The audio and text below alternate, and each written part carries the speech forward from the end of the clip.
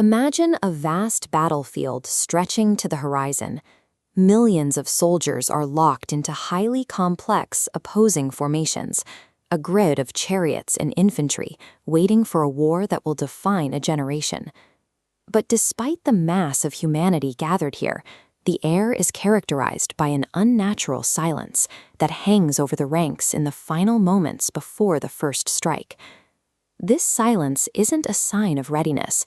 It is a symptom of the panic radiating from the Kaurava army's supreme commander, King Duryodhana, whose internal confidence is visibly unraveling.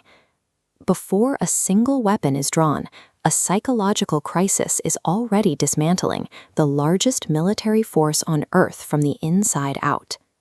Verse 11 of the text records Duryodhana's frantic last-minute tactical command to his generals as they prepare to engage. He orders his entire leadership to hold their respective fronts with one specific priority. Every movement must be dedicated to protecting the elder commander, grandsire Bhishma. This tactical map shows the problem. By ordering offensive units to collapse their lines inward to protect a single point, Duryodhana strips the army of its forward momentum and signals his own profound insecurity to the troops. That defensive anxiety spreads instantly down the chain of command, replacing the will to attack with a paralyzing hesitation across the entire front line.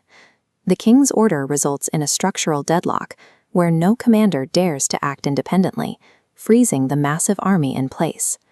Bhishma, the veteran commander, stands in his chariot and watches this hesitation take hold of his men. He recognizes that the immediate threat isn't the enemy across the field, it's the collapse of Duryodhana's morale. Bhishma makes a deliberate choice. He calls no war council, offers no logical reassurance, and gives no speech to the troops.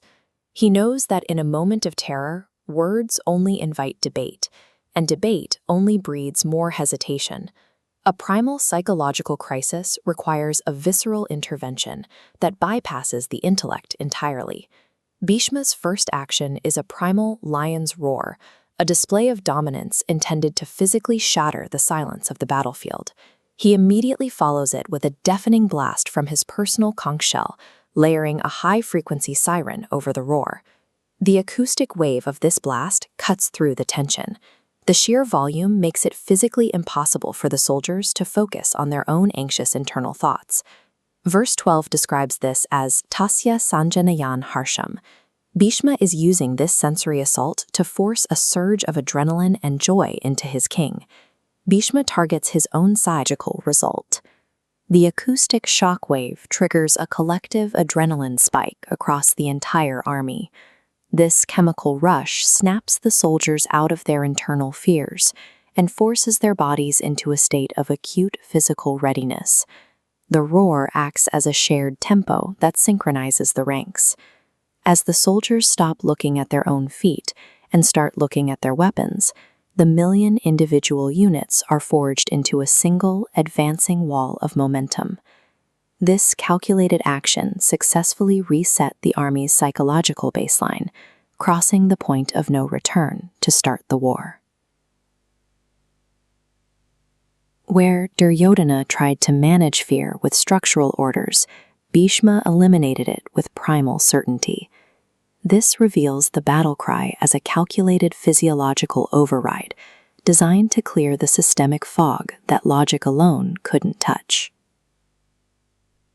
In a crisis, true leadership isn't just about giving the right orders. It's about projecting the absolute confidence that cures systemic paralysis.